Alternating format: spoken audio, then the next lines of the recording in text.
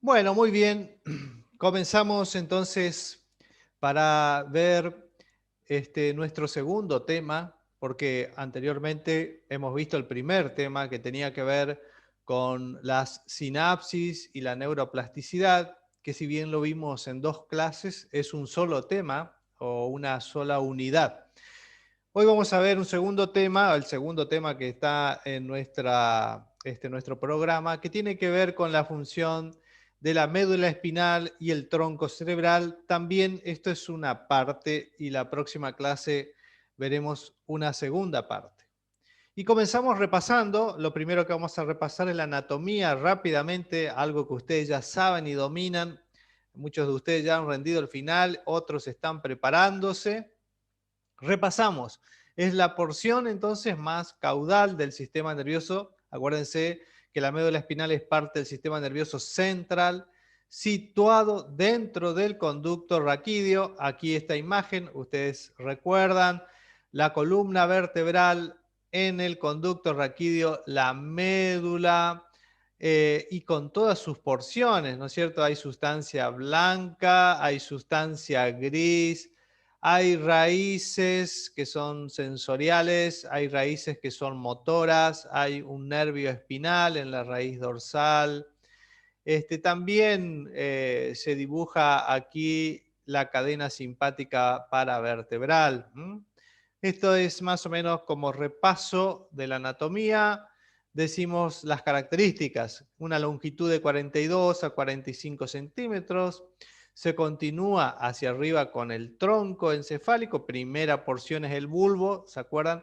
A nivel del agujero occipital es donde está el límite superior de la médula espinal, está abultada o hay una tumefacción a nivel de la cervical y también a nivel lumbar, desde donde parten las raíces nerviosas que se dirigen a los miembros superior, o sea, al brazo, al antebrazo, a la mano, y al miembro inferior a nivel lumbar, ya sea al muslo, a la pierna, al pie. Termina afinándose para formar el cono terminal a nivel de la segunda vértebra lumbar, o la mitad de la segunda vértebra lumbar.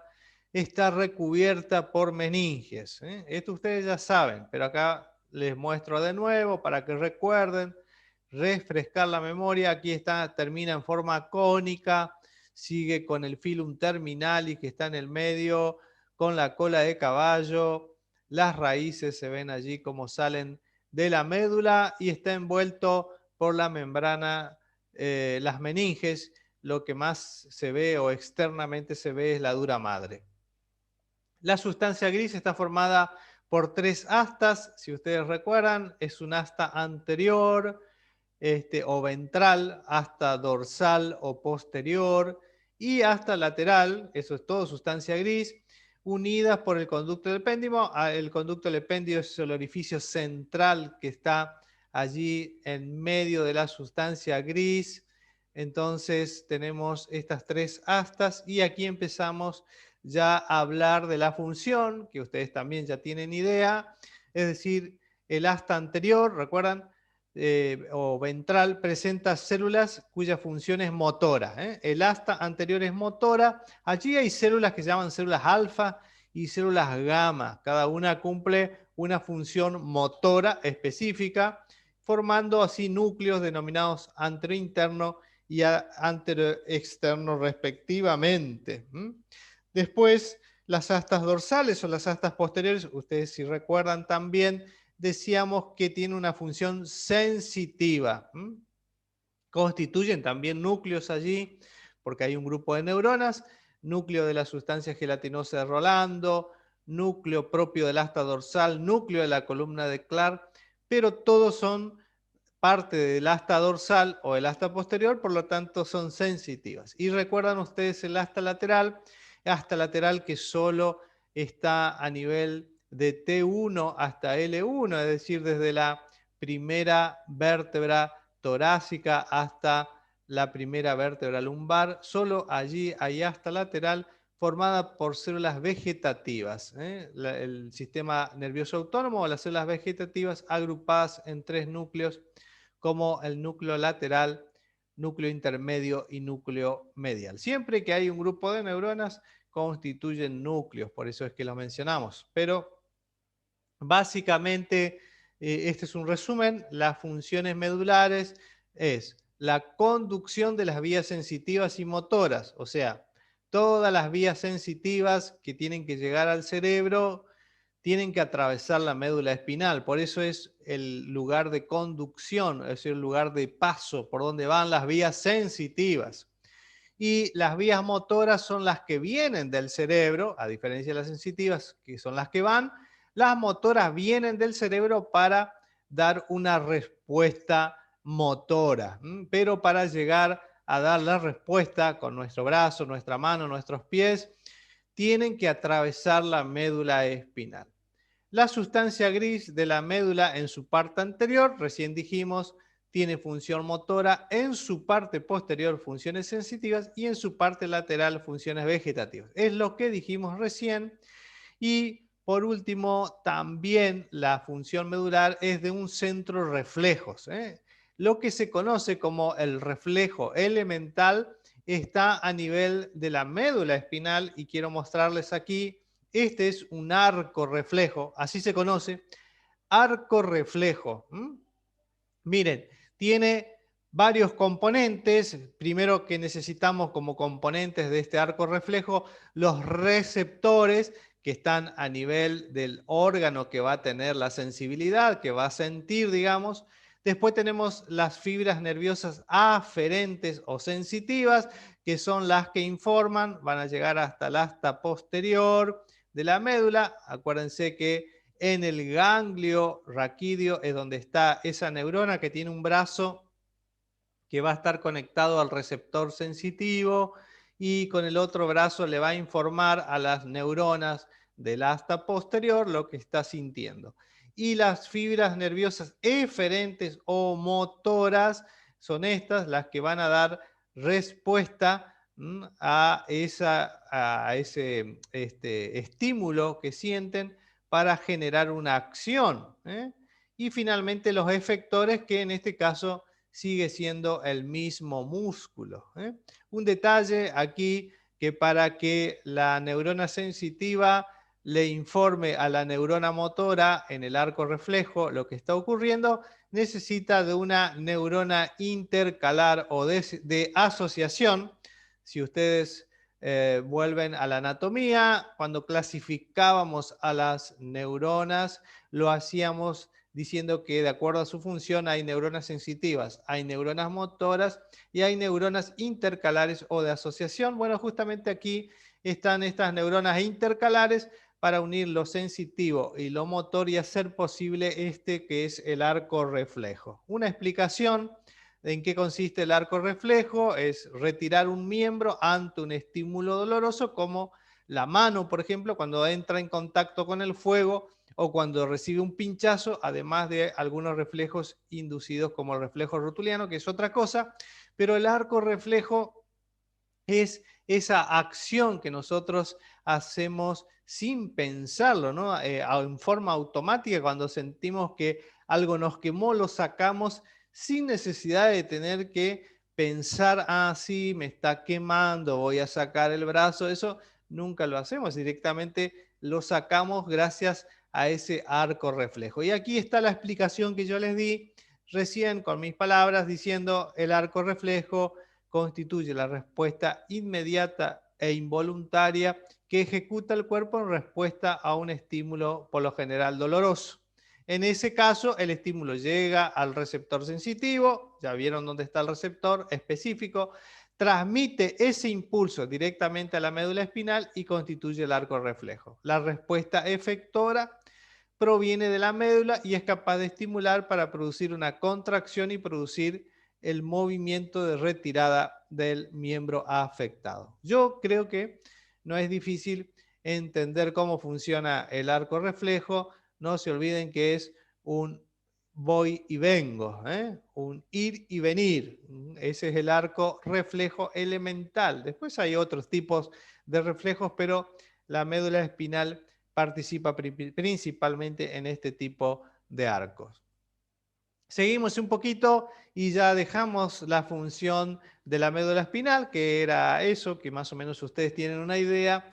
porque ya lo vimos en anatomía, y hablamos ahora del tallo encefálico, también llamado tronco cerebral, también llamado tronco encefálico. Y ahí tenemos tres porciones, si ustedes recuerdan, médula oblonga es una forma de llamar al bulbo. ¿Se acuerdan? Nosotros empezamos llamándolo bulbo.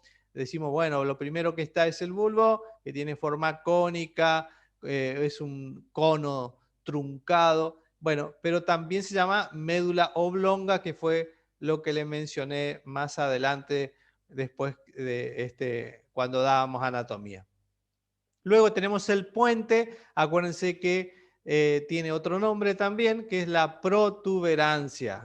Protuberancia o puente de Barolio. Protuberancia o puente de Barolio. No se olviden de eso. Y el mesencéfalo, que también tiene otro nombre, mesencéfalo o pedúnculo cerebral. Mesencéfalo o pedúnculo cerebral. Todos tienen dos nombres por lo menos. Muy bien, los límites, para repasar simplemente la anatomía, la médula oblonga o el bulbo tiene a la protuberancia por arriba, a la médula espinal por debajo. Y incluye núcleos de pares craneales, que son el octavo par craneal, el noveno, el décimo primero y el 12º. Entonces, para que sea más fácil, el bulbo tiene los últimos 5 pares craneales. Acuérdense que son 12 los pares craneales, entonces 8, 9, 10, 11 y 12. 8, 9, 10, 11 y 12 están a nivel del bulbo. El puente o la protuberancia tiene por arriba el mesencéfalo y la médula oblonga o el bulbo por debajo. Incluyen núcleos de los pares craneales que solo son 4, así que tenemos al quinto, al sexto, al séptimo y al octavo.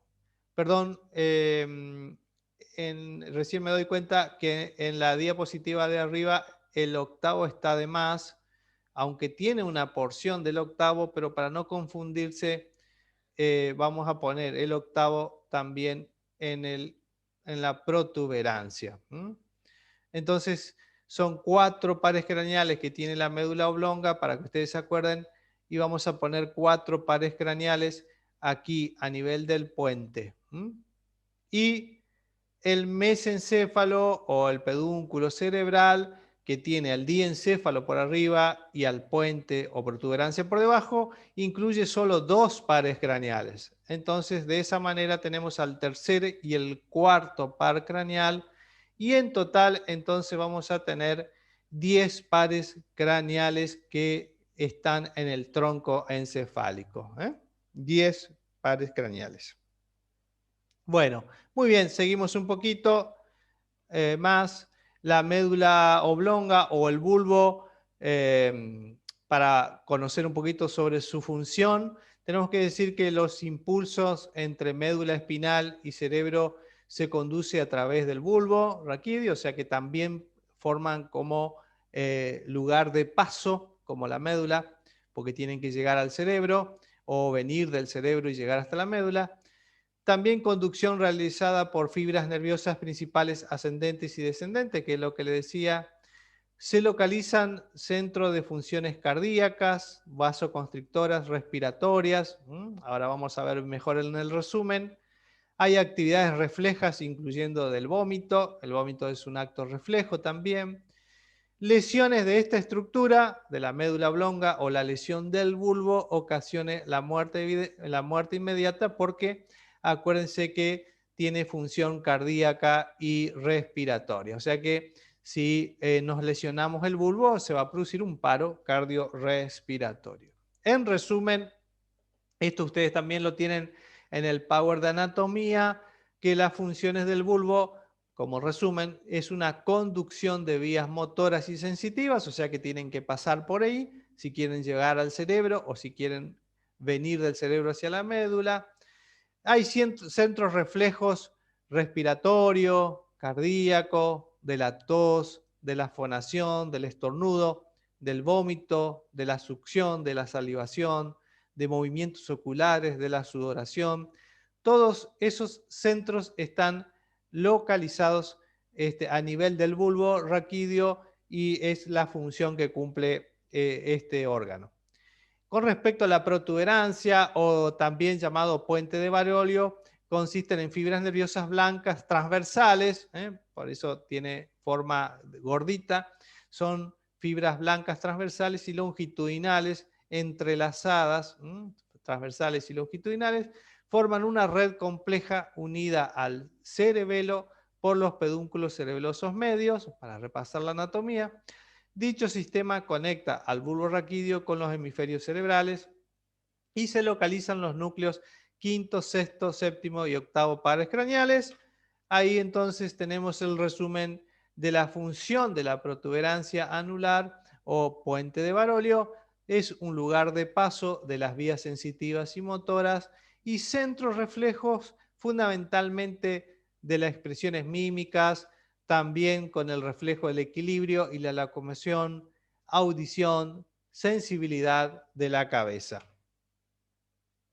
Por último, la otra porción que tiene el tronco encefálico, que tienen que ver con los pedúnculos cerebrales o mesencéfalo.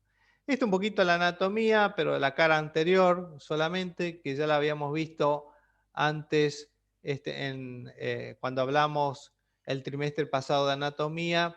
Fíjense ustedes allí el surco pontopeduncular, que es el que lo separa de la protuberancia, el espacio perforado anterior y el origen aparente de tres pares craneales, del tercer par craneal, perdón, y del cuarto par craneal. Ese es allí entonces donde se encuentran los pedúnculos cerebrales y la función ya lo teníamos también. Acá repasamos cuál es la función de los pedúnculos cerebrales. Es el lugar de paso de las vías sensitivas y motoras, como todas las porciones del tronco cerebral, y también es un centro reflejo para la visión, para la movilidad ocular y equilibrio. Esas básicamente son las funciones que tiene el tronco cerebral, pero hay un detalle en especial que no lo vimos en anatomía el cuatrimestre pasado, pero que se los muestro ahora, que tiene que ver con la sustancia reticular. ¿Qué es la sustancia reticular? Fíjense ustedes el dibujito, son vía neuronal compleja situada en el interior del tallo cerebral, en todo el tronco cerebral y el tálamo, encargado de mantener la conciencia o el estado de alerta. Nosotros estamos conscientes o estamos alertas cuando nuestro sistema reticular funciona correctamente, es decir, la sustancia reticular, que es una red de neuronas que está a lo largo de todo el tronco cerebral, hasta el tálamo incluso, y una lesión grave de esta zona significa un coma profundo permanente. Un poquito más de detalles. Entonces, la formación reticular se extiende entonces desde la médula espinal, pero desde la parte final de la médula, allí donde va a comenzar, perdón, sí, allí donde comienza la médula oblonga, a través de la médula oblonga pasa a través del puente, el mesencéfalo, el subtálamo, el hipotálamo y el tálamo. Aquí en gris, todo gris, ustedes tienen el dibujito de las neuronas y las fibras que pertenecen al sistema reticular se ubican a lo largo de todo el tronco encefálico. Y la formación reticular entonces es una red formada por células y fibras nerviosas. Es como una red, es una red. Forman redes y en el medio de las redes están los cuerpos neuronales, y acá lo ven en el dibujo en rojo, en un color rojo, y fíjense ustedes cómo esa red que pasa todo el tronco cerebral y llega al tálamo se distribuye después por todo el cerebro. Es decir, que recibe aferencias o recibe información, aferencia de la mayoría de los sistemas sensitivos y emite eferencia que actúa en todos los niveles del sistema nervioso central. Puede influir en la actividad del músculo esquelético, en las sensaciones del cuerpo o somáticas y las sensaciones de los órganos o viscerales, sistemas autónomos y endocrinos. Influye en todos esos sistemas esta red o esta formación reticular. Y quizás lo más importante que hay allí, un término que se llama SARA. SARA significa el sistema activador reticular ascendente. Ese sistema, como su nombre lo dice, es activador, es decir, nos despierta, nos permite estar despierto. El sistema activador reticular ascendente es el que se activa cuando nos levantamos a la mañana, y lo opuesto a él es otro sistema que inactiva y nos permite dormir, aunque ya es otro mecanismo más complejo. Entonces, lo principal de este sistema es que tiene al SARA, al sistema activador reticular ascendente. Todo eso está en el tronco encefálico. Esto en general entonces tiene que ver con la función de la médula espinal y el tronco cerebral. Así que hasta aquí llegamos y vamos a ver si ustedes tienen alguna pregunta, charlamos sobre el tema.